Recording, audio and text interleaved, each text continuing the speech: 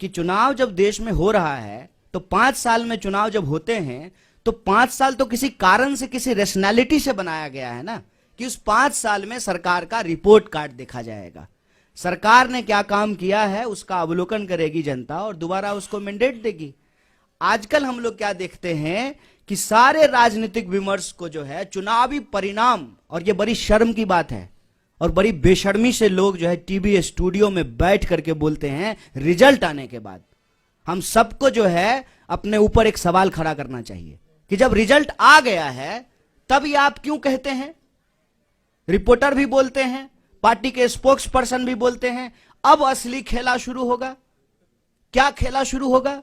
ये बेशर्मी हमारे आंख के सामने में हो रही है। जब परिणाम आ गया है, सिंपल मेजोरिटी किसी पार्टी को आ गया है, तो क्या खेला शुरू होगा? ये जो बेशर्मी और बेईमानी है ना, इसको हमको नैतिक बल देना बंद कर देना चाहिए। चुनाव जीतने की अगर बात करते हैं, मध्य प्रदेश की चुनाव हम नहीं जीत गए थे।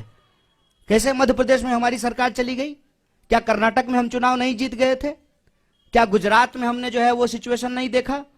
जो लोग यहां बैठे हुए हैं उसके ऊपर आप तमाम तरीके का आरोप लगाते हैं, और वही लोग जो है जब भाजपा के दफ्तर में जाकर के बैठ जाएंगे तो सब ठीक हो जाएगा। क्या इस पे हम सवाल खड़ा नहीं करेंगे? आज इस देश में इंस्टीट्यूशंस पे अटैक है और इलेक्शन एक कंपोनेंट है। हमको दूसरे इंस्टीट्यूशंस के भी बारे में सोचना पड़ेगा। पार्लियामेंट अचानक से बंद कर दिया गया, बताइए। अचानक कोविड हो गया और सुबह में कोविड हुआ और शाम में कोविड समाप्त हो गया। वही लोग जो मास्क लगा करके पार्लियामेंट में आए थे सुबह में, शाम में मास्क लगाना भूल गए। भीड़ में जाते हैं तो मास्क नहीं लगाते हैं। जब रैली में जाते थे, जब डेल्टा वेरिएंट था, दीदी ओ दीदी कर रहे थे बंगाल के चुनाव में जाकर के, डेल्टा वेरिएंट था, तब जो है मास्क नहीं लगा रहे थे। और जब चीफ मिनिस्टर्स के साथ ऑनलाइन मीटिंग हो रही है, जूम कॉल हो रहा है, तब मास्क लगा लिए हैं। लोग को मूर्ख समझते हैं, बेवकूफ समझते हैं। चुनाव हम लड़ते हैं, चुनाव हम लड़ेंगे, लेकिन चुनाव के परिणाम के आधार पर यह कहना कि कांग्रेस पार्टी खत्म हो गई है, तो देख लीजिए कांग्रेस पार्टी खत्म हो गई है। तो जिस यात्रा को आप 7 सितंबर से इग्नोर कर रहे थे, जो ही हम दिल्ली के दरवाजे पे पहुंचे हैं तो पेट में जबरदस्त मरोड़ पैदा हो गया है। तमाम कोशिश कर रहे हैं। पूरे देश में हमको परमिशन लेने की जरूरत नहीं पड़ी, क्योंकि यह भारत जोड़ो यात्रा है, दिल्ली की यात्रा नहीं है। लेकिन जो है दिल्ली में जो है अड़ंगा लगाने की कोशिश की जा रही है। तो इस बात को हम सब लोग समझें। आज हमारा देश जिन परिस्थितियों से गुजर रहा है उसको स्वीकार करें। चुनाव है, चुनाव लड़ेंगे, हारेंगे, जीतेंगे, एक बात है, लेकिन चुनावी प्रक्रिया भी चलती रहनी चाहिए। इलेक्शन कमीशन भी ठीक से काम करना चाहिए। एक सवाल हमारी यात्रा के ऊपर, बच्चे क्यों आ रहे हैं? बच्चों को लेकर के जो है हमारे ऊपर केस किया गया, कंप्लेन किया गया।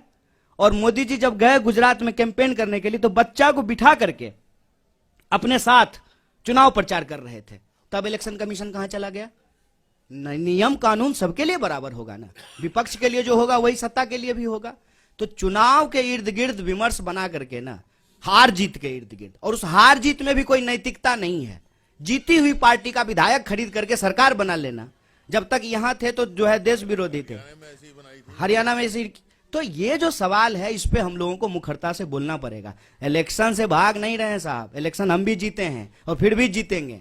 इनको डर यही लग रहा है ना कि दिल अगर जीत लिया ना तो इस चुनाव कैसे हराएंगे। सारा सूटकेस जो है ना चाणक्य साहब का, वो घर में ही रखा रह जाएगा। एक बार जब लोग तय कर लेते हैं ना कि बिकेंगे नहीं, और जो लोग खरीदेंगे ना, आपको दिल्ली का एग्जाम्पल देना चाहते हैं। दिल्ली के भी प्रभारी हमारे बीच में मौजूद हैं। हमारे 2 लोगों को खरीदने की कोशिश की गई। ये चलन पैटर्न हो गया है। अब दूसरी पार्टियां भी ऐसा करना शुरू कर देगी। इस प्रवृत्ति पे हमको हमला करने की जरूरत है। उसके बाद आम लोग जाकर के घर घेर लिए। उसके बाद नहीं नहीं नहीं हम लोग कहीं नहीं जा रहे, हम यहीं रह रहे हैं। जनता के अंदर वो चेतना जगाना, ये हमारी प्राथमिकता है। चुनाव भी होगा, लड़ेंगे भी और जीतेंगे भी।